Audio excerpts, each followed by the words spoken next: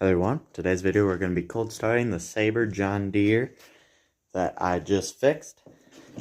This morning it's about 20 degrees Minnesota. Let's see how it goes.